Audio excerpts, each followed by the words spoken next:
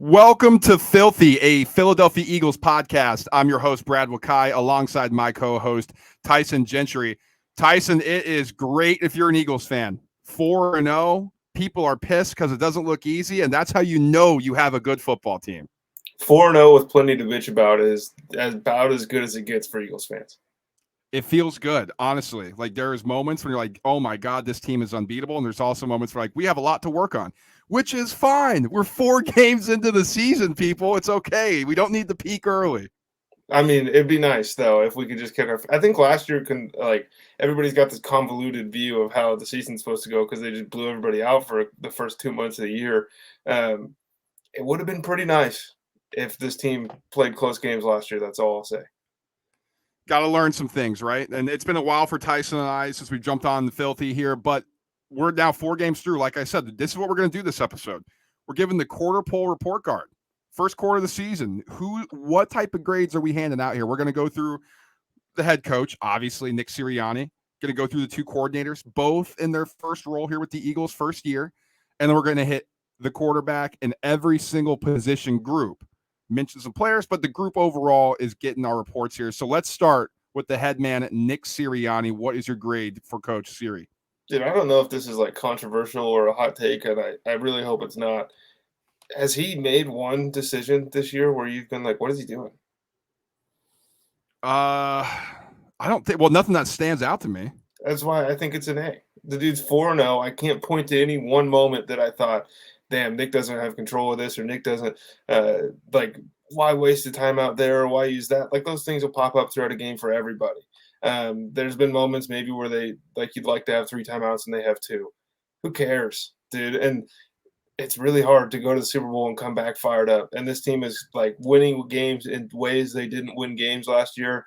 And if you want to hate on the coordinators, then the head coach better get the praise because they haven't lost. I'm with you. A for me as well. And everybody said Super Bowl hangover, right? Oh, the Eagles are playing a hard schedule this year. How real are they? Well, they're 4-0 and they haven't played an A game in my grade at all. You know, they've had a B. Maybe the Bucks. Maybe that's it. Yeah, but there's still some question marks. But right? I mean, like both of us are sitting here, and they're 4-0 after the Super Bowl hangover. And like you said, people are still motivated. Although there's some question marks. We'll get into that with our quarterback, what we may have there. But it feels like that everybody's still playing hard. They want to win. They're ready to continue to play each and every week. That's an A grade for me for the head coach. And he's 5 wins away from breaking the all-time Eagles record through 3 seasons as the head coach. And I don't know if you've been paying attention. We've had some pretty good coaches in Philadelphia. Let's get into the offensive coordinator, Brian Johnson. This has been a guy who's been criticized heavily. We've had critical things to say about him as well. So I'm curious what your grade for old BJ is. I'm going to give him a C-. I wanted to go D+. I felt like maybe that's a little too harsh, but I don't think he earned a C. It felt like against Washington, maybe it was the first time in the year where I was like, okay, the offense has found some sort of rhythm. And then it was just like fucking bombs away. And I don't think there's no excuse for the disappearing act of Dallas Goedert. I don't really understand what's going on there. It's awesome to have A.J. Brown and Devontae Smith, and those guys are going to win their one-on-one. So I understand that you throw them the ball in one-on-one matchups. Dude, Quez isn't playing. Olamide Zaccheaus has had some good moments, but like a couple. Like you can point to them exactly where they were. Dallas Goedert has to be a bigger part of this offense, and he's running around by himself sometimes, and he's just not a focal point. I'm going to give him a C, and I understand that it's his first year, and this is his 4th game ever as an offensive coordinator. So that's really driving just give him a C grade, because he's got to grow as a play caller just as anybody as a player has to grow, or anybody as a head coach or a coach or any level has to grow into that role. So he's learning. I think that I'm starting to see something, though, these past couple weeks. You know, it was really ugly against the Vikings. I was ready to lose my mind. Then he flipped it on its head and said, okay, they just can't stop the run. And that's a good thing. They can't stop the run. Let's pound it. Like, you have to recognize that if you're a play caller and go to it every single time, which he did for the majority of that game. The Bucks, when the run was working, he did it. He also stretched it out with some shots, which I liked, to take some chances down the field. And this last game against the Commanders, I thought that was his most creative game that he's had from a play calling standpoint, where he had the double moves. He had the shot and goes. He had, okay, let's do some things across the middle. Let's kind of settle some people in. And yeah, the running game wasn't great. It was still productive. Buck on the ground, that was helped by an overtime game, but I mean, still. So I'll give a C for Brian Johnson, but I want to see a lot more if this team wants to win the Super Bowl. How about the defensive coordinator, Sean Desai? Where are you going for him? I'm going to give him a B. I didn't like what I saw against Washington. It felt like I texted you that I feel like I'm watching Jim Schwartz call this defense, and I understand. The back half, especially the secondary, is not very good. So it's really hard to just like walk up and play press coverage. Dude, you're 12 yards off the line of scrimmage on a 3rd and 7. What are we doing? Because if the defensive line can't get home in a period of time that no defensive line in the history of the NFL has been able to get home to the quarterback, it's basically a free 6 yards, 7 yards for the opposing offense. And it's a bend but don't break mentality, which we're accustomed to here. If you've been watching the Eagles games, and it's not like a Desai thing or a Jim Schwartz thing or a Jonathan Gannon thing. This is just like kind of who this organization has turned into defensively. But on the flip side, dude, they're flying around. This was the first game where they didn't like take the ball away. The aggression is still there, and I'm encouraged. And I like delayed blitzes. I like bringing pressure, and so I like Sean Desai. Well, I'm curious what you think about this. I'm giving him an A+. A+. 31 points to Sam Howell gets an A+. Well, here's the thing. I think we sometimes look too many times at results, right? Like I think, okay, and I know you're not doing that. You're just kind of saying that in general, but from what I've seen, from what Sean Desai has brought to the Eagles defense, is much more aligned with what I think this team should be doing, which is aggression. Use their speed and size to get after the freaking quarterback, which they have done to start the season. Like they've been blitzing, they've been aggressive. One of the things that this defensive line has preached the past few years under Jonathan Gannon, the get off time, boom, get off. With Desai coming in, he could have changed things. No, he's like, okay, this is what you guys do really well. Okay, we're going to continue to focus on that. So doing that combined with just more exotic schemes, more a mentality that we're going to get after and make you uncomfortable, and putting that mentality with this group of guys and these athletes, I have absolutely loved what I've seen so far. When the secondary gets healthy, or if they bring somebody else in, or whatever the case may be, I think we're going to see a growth in the back half. Like it's struggled so far. I think Desai knows, hey, like we can bend. We're not going to break because they're still talented guys. When the field shrinks, that's going to be more difficult. And then the linebacking unit, Tyson, we were concerned coming in. Like we had no idea. Like we had question marks. The linebackers have been awesome. So, I think that's a direct reflection on this defensive coordinator. I've been a big fan of what he's brought so far through 4 games here. And I do want to say that, like the old adage or saying, like, giving the keys to a Lambo, like just don't crash it. At certain times, it feels like Brian Johnson's never driven before, and everyone wants to talk about how this defense is a Lamborghini. The defensive line, that's the supercar. The rest of it is just like parts, aftermarket parts that like you bought off your shady friend that you don't know if they're actually going to work or not. So I think he's done a really good job. But we're not probably going to talk about him. Reed Blankenship gets some love here in this section as well because he's the captain of the defense as far as I'm concerned when I'm watching the games. How about Jalen Hurts? This is a guy that Eagles fans have had some question marks about, in the past. That changed this past season. But this year, some of those questions are surfacing. What's your grade? So this one's really tough because he's not taking care of the ball the way he was in 2022. And like the interceptions against the Bucs. One was a heck of a play by D. Delaney in the back of the end zone to make the interception. The other one is DeAndre Swift kind of breaking out when Hurts wanted him to sit. So those are harder kind of to quantify, but he's not been as good as last year. And I think a C+ is fair here, to be honest with you, because is he afraid of contact like some people are saying? No, or else we wouldn't be running the brotherly shove whenever we can, right? But he is not actively seeking out like extra yards. Like it felt like last year he was maximizing every single opportunity that he had once he got outside of the pocket to at least make something positive happen, where this year he's taken more of a, let's call it an Aaron Rodgers approach, where he's just like, whatever, like there's nothing here. I'm getting rid of this. We're going to find a way to win the game in the end. And that's the flip side is the game against the Commanders would have ranked among Jalen Hurts' like in the top half of his games from 2022. Everything else would have been towards the bottom. The dude wins football games. And I know that wins aren't necessarily just a quarterback stat, but it's really tough to ignore the dude who goes to national championships in college, transfers, brings a new program to the college football playoff, walks in, sets a bunch of records, makes the playoffs year one, goes to the Super Bowl year two as full-time starter, and then starts 3-0. Like, at a certain point, you're just being nitpicky if you want to hammer this dude like, oh, he can't play.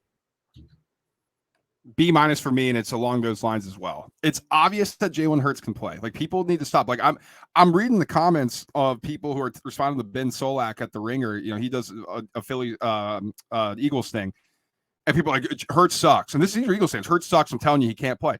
The level of throws that he has made this season, like in isolated spots, were like, holy smokes, that's a Mahomes, that's a Rodgers, that's a Brady back in the day. You know, you're just like, you can't put it in a window tighter than that. So the fact that people are nitpicking him too is crazy to me. Tyson, he's 21-1 in his last 22 games.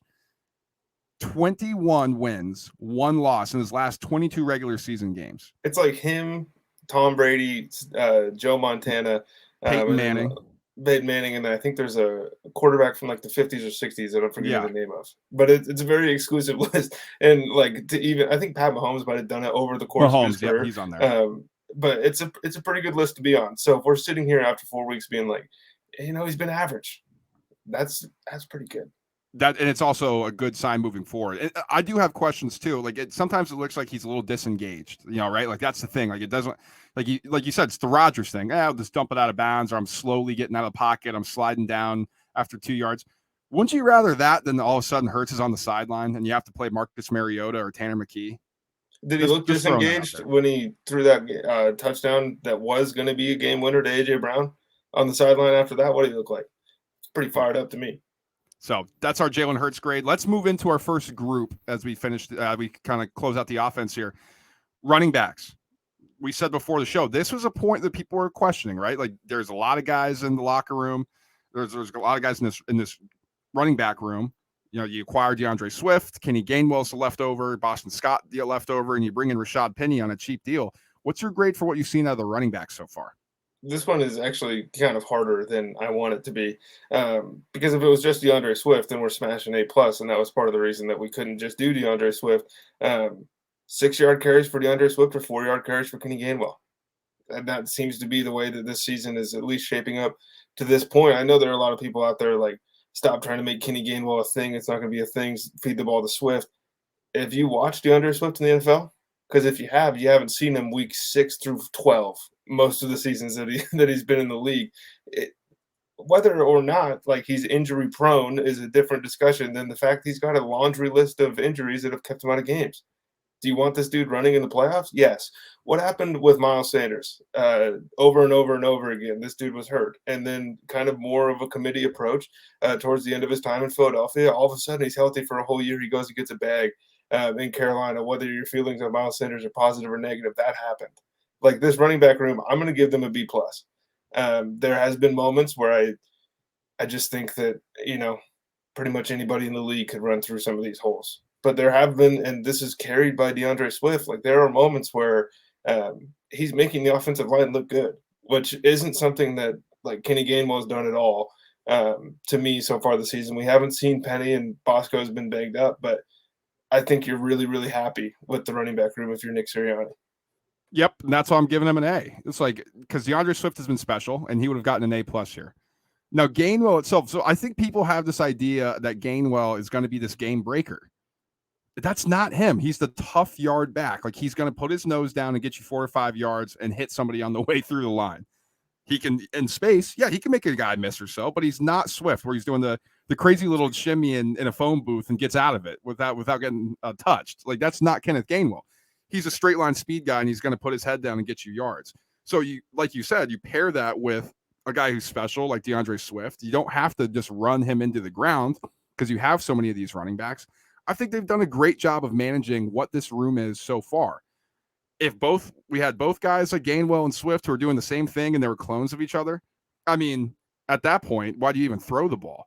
But you don't. So you got to manage the expectations here of this room. I think they've done a great job. I'm giving the running backs an A. Let's go real quick.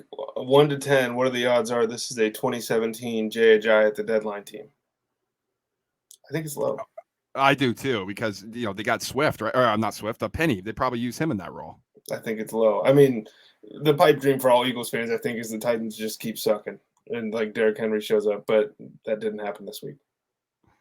Let's move to the wide receivers. We got the two dogs, right? Devontae Smith and AJ Brown, but really beyond them, Tyson. I mean, like you said up top, Zacchaeus has had a good moment. Quez Watkins has been hurt. What do you give this room?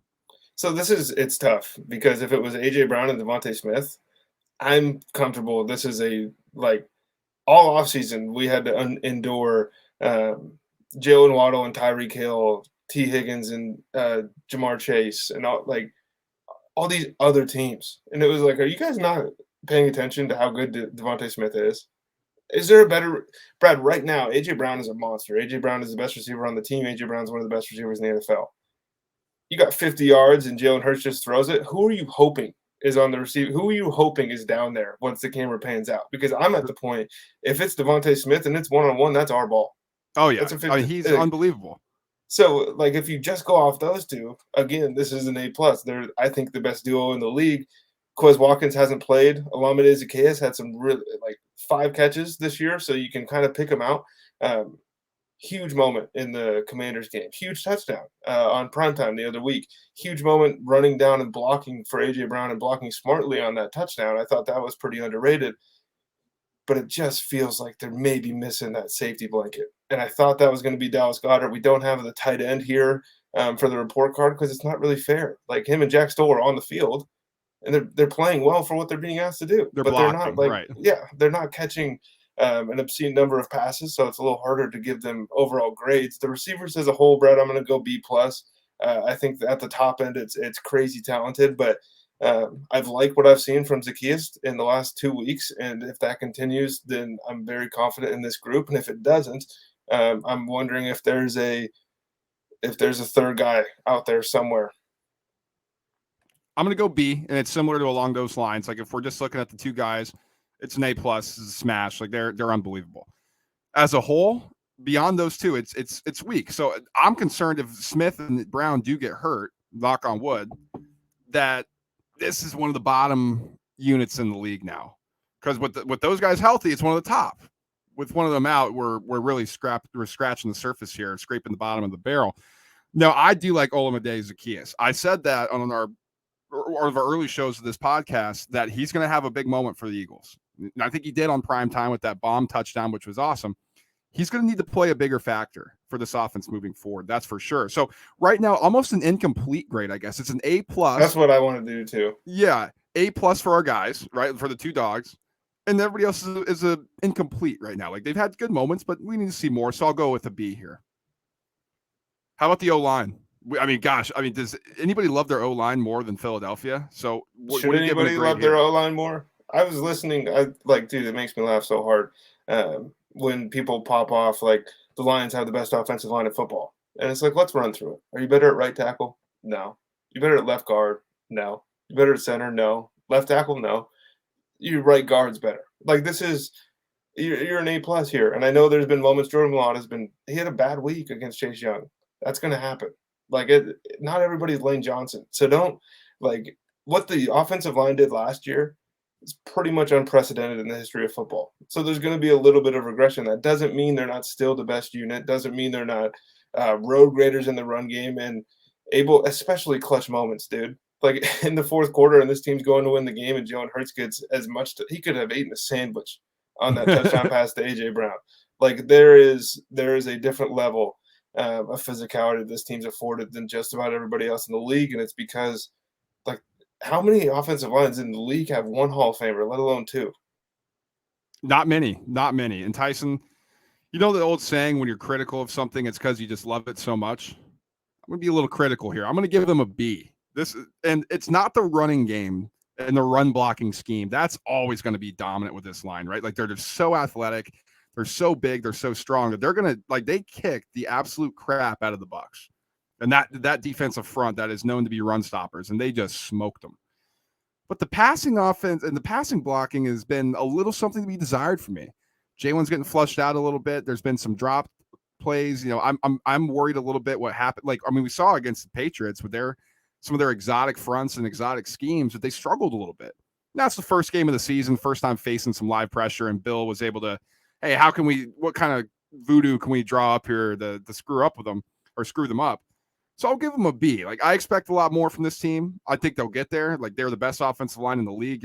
I'm with you. I thought it was laughable when we had people like saying they were the fourth best actually because of PFF grades. Yeah. And I'm like, okay, watch the football game and tell me which offensive line you wouldn't want to run behind. Do So you think there's 100% chance that agents pay PFF to give their players good ratings, or is it just 99%? I think 99.8. Yeah, it's happening, people. Let's move to the other big nasties here, man. The defensive line. Whoa. I mean, we got two young guys up there, Jalen Carter, Jordan Davis. We got our old guys up there, Fletcher Cox, Brandon Graham. Where are you going for these guys? I'm going to give him an A.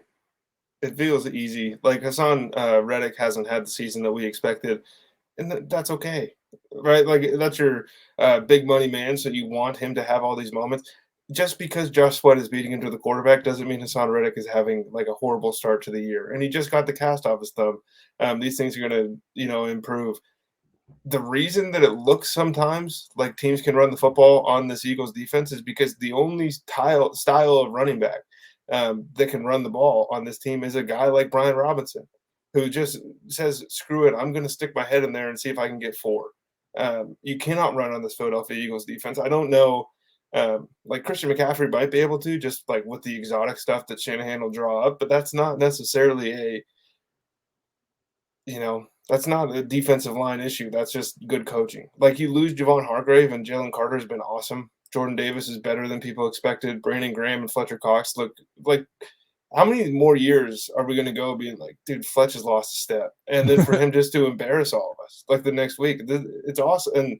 And we're going to get into team MVPs. Mine happens to be on the defensive line, but I've been really encouraged. And look, dude, we were pissed against the Commanders because it was like, they're not getting any pressure. They had 5. Like they got home when it mattered, they got home. I'm with you. I'm giving them an A as well. And just to back up your point here against the rush, this is from Sumer Sports. Expected points added per rush. The Eagles are only allowing negative 0.19 per rush. That is 6th in the league. Sixth in the league here, or 6th best in the league. Like they've been absolutely stifling against the run. Now it does happen that the Eagles get up a lot, and you have to kind of throw against them, but they still stuff it out. I mean, you watch these games. They're not giving up big explosive plays very often through the running game. So when I kind of introed this, who did I name? The interior. I didn't even mention Hassan Reddick and Josh Sweat, who you mentioned. Derek Barnett has been actually really good for the Eagles this season, although it's been quiet. And I know he's kind of an outsider, I guess, for the ring of love that the Philly fans give him, but he's actually been pretty good for the Eagles, and he's just another guy that you can rotate, another body that you can throw at the quarterback. So I'm giving an A to the defensive line as well. I've been super impressed by these guys, and they continue just to show up and dominate. How about the linebackers? Like I said off the top, there's questions. There were some questions coming in, right? Like it's a young unit.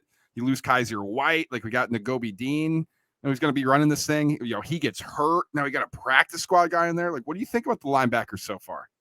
You're not going to like this very much, but I'm going to go C+. I know that you're very encouraged with what you've seen from Zach Cunningham and Nicholas Morrow, and like even when Terrell Edmonds walks down in the box, I think they're doing what they're supposed to do. Not once this season, I don't think, has there been.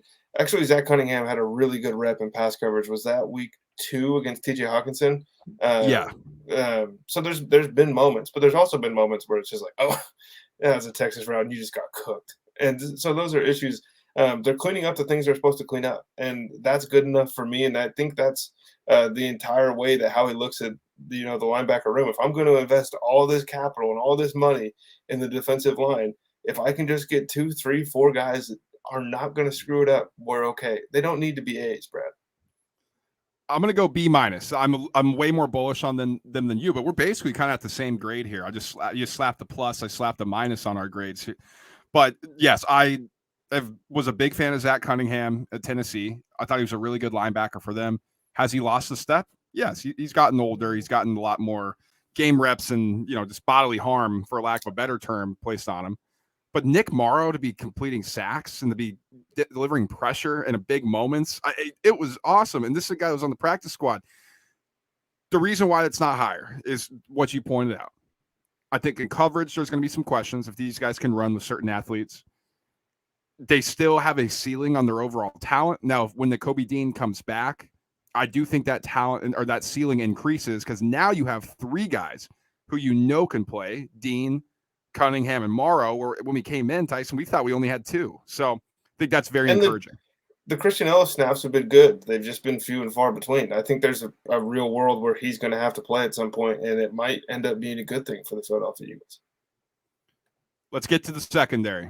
This is where we can start being a little bit more critical, and I think we're going to see some low marks here. What do you give the secondary?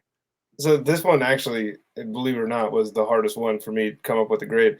I think Slay's been a little worse than we want him to be, but at the same time, like when you're 32 playing corner, you got like we don't even talk about the fact that he was cut and brought back this offseason. Like it's swept under the rug. James Bradbury has been the better of the 2. I don't really think he loves playing in the slot. I don't think it's a natural position for him. Like if Avonte Maddox was healthy, this is not only a completely different grade for the secondary, this is a completely different football team. Like that dude was straps to start the year, and just Eagles fans should know better than anybody. Like you bring Patrick Robinson in, and all of a sudden you have a Super Bowl team, right? Like you bring in some of these nickel corners, can change the entire complexion. What was Boykin? Was that the corner that Chip traded to the Steelers? Ooh, that's a good you're gonna question. have to find that for me, but yeah, you go back and like that's really the big issue. I was encouraged. Miles by Boykin. that. No, that's a receiver. Never mind. It's from Georgia. He's a small corner from Georgia. Brandon Boykin. Yeah. Look, like I was encouraged by the Josh Jobe snaps. He's gonna get picked on always because when it's the choice of Darius Slay, James Bradbury, or Josh Jobe, decision's already been made for you. I think he's done just fine. Mario Goodrich is mixed in a little bit. Seems like they like him better against bigger, more physical wide receivers. But Brad, the safeties have been buoying this unit as far as my grade goes. I think Reed Blankenship is a top half safety in the NFL right now. Like I think that if you ran through roster by roster, you're going to start realizing like I would take Reed over this guy and this guy and this guy. And it was tough. Like Justin Evans was hurt and Sidney Brown is hurt. And I'm kind of over the Terrell Edmonds thing as far as like watching that dude play week over week. But I think this is hard because like we haven't lost a game because like the secondary blew something. So I'm going to go C+ here as well, just because, look, it's not pretty and it might not be the way that you want to win football games. But it's starting to feel eerily similar, man. This like bend, and then we get into a point where now you're 3rd and 14, and this was the first week where they weren't able to stop anybody on those. So I'm not going to put too much stock into it. It might have just been a down game, and the Commanders always play the Eagles tough, but it's not been as bad as people want to say. No, I agree. I'm going to go C- here, and a lot of it has to do with I do have question marks about what this unit's going to look like moving forward. Now, I do think if there's something that in a target position that Howie Roseman is looking into, it's something in the secondary because you mentioned it, Patrick Robinson. And if Bradbury doesn't want to be in the slot and prefers the outside better, maybe you do go and get somebody who's been really good in the slot for a while or somebody that's on the market. Roby Coleman was really good in the slot for the Eagles. It's a position that Howie's comfortable in just grabbing a guy. And it's important, right? Especially as you go 2-3 wide out, the 3 wide, you need a nickel guy. You need somebody you can count on. I think Josh Jobe has been awesome. I really do. I think he's exceeded my expectations for when he stepped up and stepped into a role that he had to do. He's not going to be comfortable in the slot. Like he's an outside guy. He's been that way. Like at Alabama. I think he's actually done a good job so far. And that's one of the reasons why they moved Bradbury into the slot because he has experience there. The reason why I'm giving him a C- is, yes, Reed Blankenship's been awesome at safety, but the other side away from that concerns me. Like Terrell Edmonds, okay, we brought him over from the Steelers, thinking, okay, he can kind of fill in and provide some value there. It just hasn't quite worked out, I think, to the way we thought. Whether that's because it's the fits in the scheme of Desai, whether or not he just is kind of over the hill and the Steelers knew what they were doing when they let him go. Whatever the case may be, it just hasn't quite fit like a glove. So I'm wondering if that could be a target area for Howie Roseman in the front office as well, Tyson. But overall, C- for me, like you said, overly critical. No, I'm not going to be. I know people are pissed, but I don't think that this is a unit that you can point to and say this will lose you games when it matters. Especially Let's close it out. Yeah, true. Let's close it out. Let's go with the special teams. I mean, we already know we got an elite kicker, right? Like we know we have an elite kicker. The punter has been somebody that has been discussed on sports talk radio in your groups, everything. And then how about Britton Covey? I mean, talk about an enemy that he made last year, but this year's been a little different. So what do you give for the special teams unit? We gotta start here by apologizing to Britton Covey. Preseason, both of us were saying that it just would be nice to have somebody that might pop one for 25. Like we were over the 7, 8, 9, 10 yard returns. We wanted some big plays.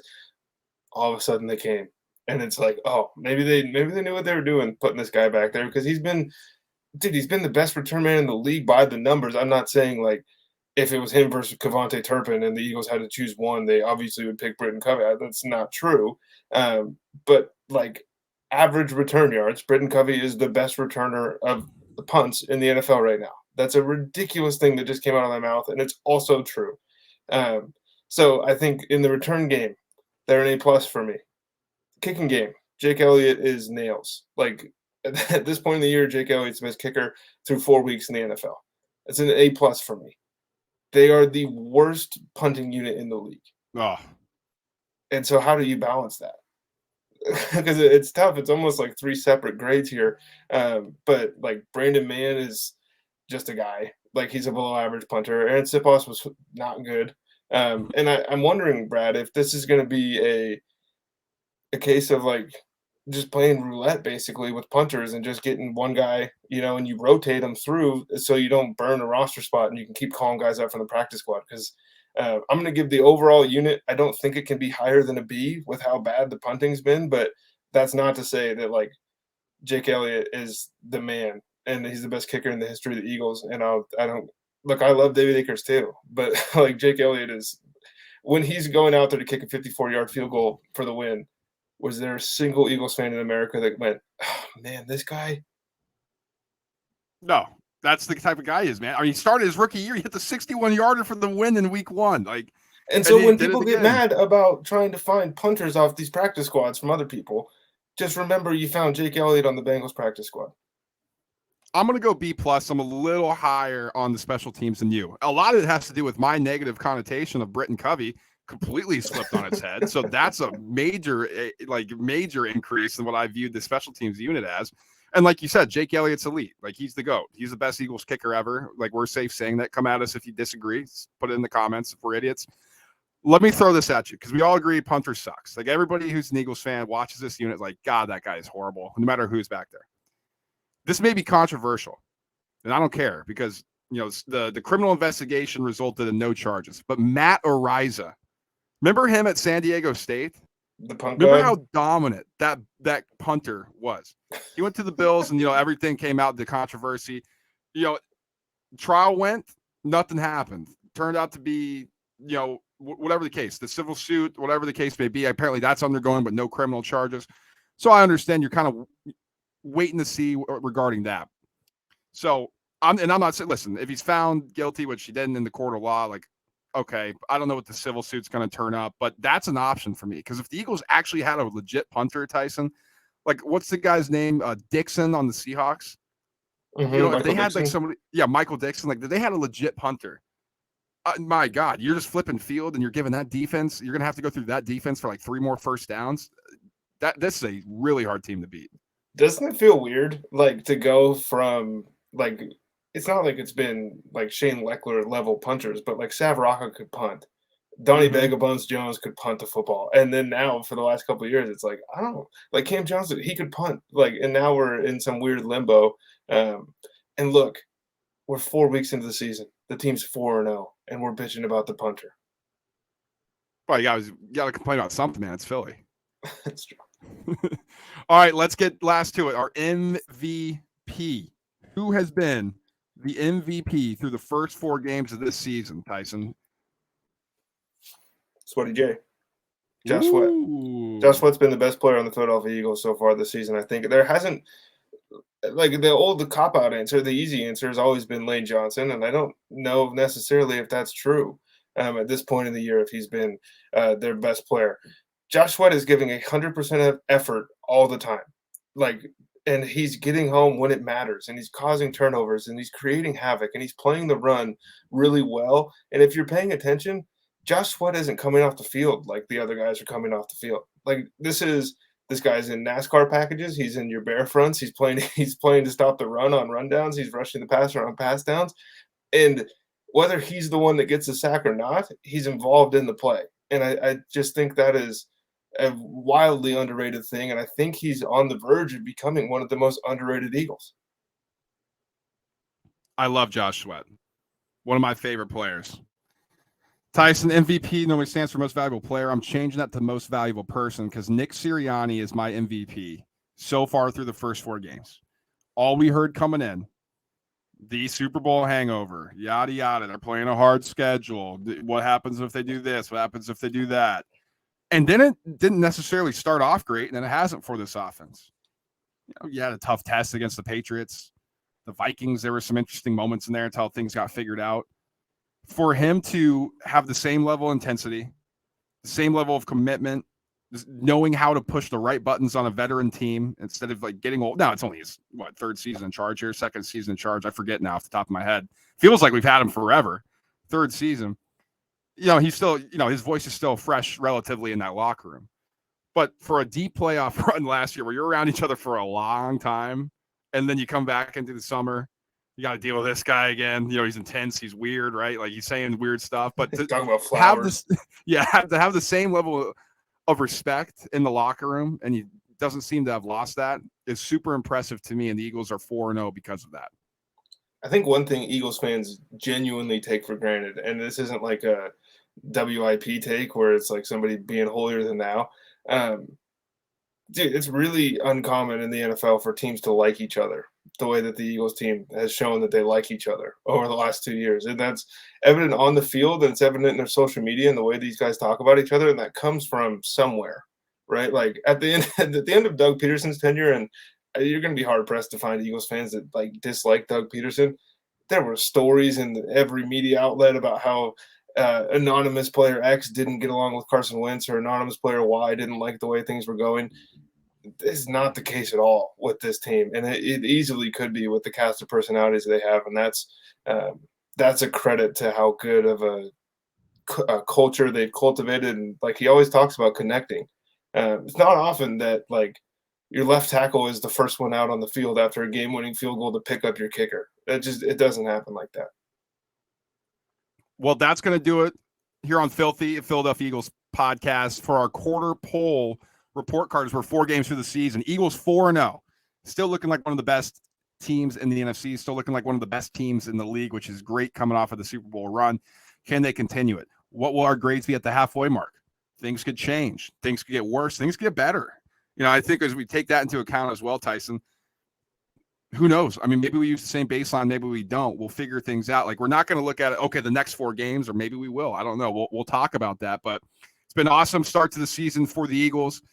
If you're watching on YouTube, make sure to smash that like button. If you listen on podcast form, make sure to let us know what you think in the comments as you rate us 5 stars. We'll be back on the next episode of Philty, so make sure to stay tuned for that. We'll talk to you guys soon. Peace.